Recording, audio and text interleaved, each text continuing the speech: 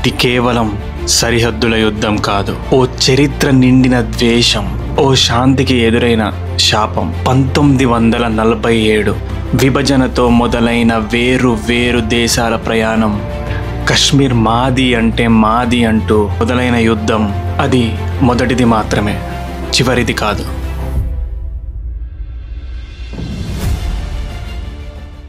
భారతదేశానికి స్వాతంత్రం వచ్చినప్పటి నుండి పాకిస్తాన్తో అనేక యుద్ధాలు జరిగాయి. 1947-48 నాటి కాశ్మీర్ యుద్ధం. ఇది స్వాతంత్రం వచ్చిన వెంటనే కాశ్మీర్ యొక్క భవిష్యత్తును తేల్చడానికి జరిగింది. కాశ్మీర్ 2 భాగాలుగా విభజించబడింది. భారతదేశం యొక్క జమ్మూ కాశ్మీర్ మరియు పాకిస్తాన్ యొక్క ఆజాద్ కాశ్మీర్. 1965 నాటి భారత్ పాక్ యుద్ధం. పాకిస్తాన్ ఆపరేషన్ జిబ్రాల్టర్ పేరుతో చొరబాట్లు ప్రోత్సహించడంతో మొదలైంది. భారత సైన్యం అంతర్జాతీయ సరిహద్దును దాటి పాకిస్తాన్లోకి చొరబడింది. ఈ యుద్ధం యునైటెడ్ నేషన్ ఆర్గనైజేషన్ జోక్యంతో కాల్పుల విరమణ ముగిసింది. 1971 ఈ యుద్ధం బంగ్లాదేశ్, అప్పటి తూర్పు పాకిస్తాన్ విముక్తికి దారితీసింది. ఈ యుద్ధంలో పాకిస్తాన్ ఓడిపోయింది. బంగ్లాదేశ్ స్వతంత్ర దేశంగా అవతరించింది. 1999 కార్గిల్ యుద్ధం. ఇది జమ్మూ కాశ్మీర్లోని కార్గిల్ ప్రాంతంలో జరిగింది. పాకిస్తాన్ సైనికులు లైన్ ఆఫ్ కంట్రోల్ దాటి భారత భూభాగంలోకి ప్రవేశించారు. భారత సైన్యం ఆపరేషన్ విజయ్ పేరుతో వారిని తిప్పికొట్టింది. ఇది చాలా క్లిష్టమైన మరియు ఎత్తైన ప్రాంతంలో జరిగిన యుద్ధం.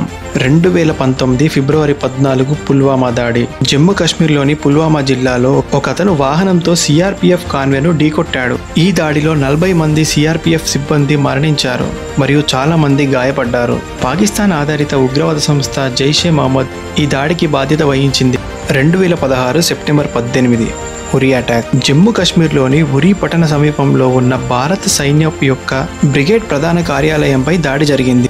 4 జైషే మహమ్మద్ ఉగ్రవాదులు ఈ దాడిని చేశారు.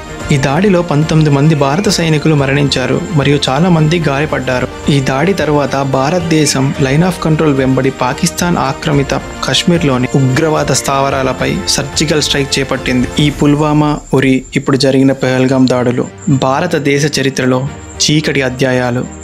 ఈ దాడులు కేవలం ప్రాణ నష్టం కలిగించడమే కాకుండా భారతదేశ అంతర్గత భద్రత ఇంకా ఉగ్రవాద నిరోధక చర్యలపై తీవ్రమైన ప్రశ్నలు సంధించింది. ఈ దుర్ఘటన బాధితుల కుటుంబాల్లో తీవ్రమైన విషాదాన్ని నింపింది. అదే సమయంలో దేశ భద్రతని పెంపొందించడానికి, ఉగ్రవాదానికి మూల కారణాలు నిర్మూలించడానికి లోతైన విశ్లేషణ మరియు చర్యలు తీసుకోవాల్సిన అవసరం ఉంది.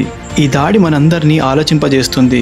ఉగ్రవాదం యొక్క భయంకరమైన ముఖాన్ని మరోసారి గుర్తు చేస్తూ శాంతియుత జీవితాలకు భద్రత కల్పించడం ఎంత ముఖ్యమో తెలియజేస్తుంది. ఈ ఘటనపై మీ అభిప్రాయాలేంటి? ఈ పరిస్థితిని ఎలా మెరుగుపరచవచ్చని మీరు భావిస్తున్నారో కామెంట్స్లో తెలపండి. మన ఛానల్ని ఫస్ట్ టైం విజిట్ చేస్తున్నట్టయితే సబ్స్క్రైబ్ చేసుకోండి.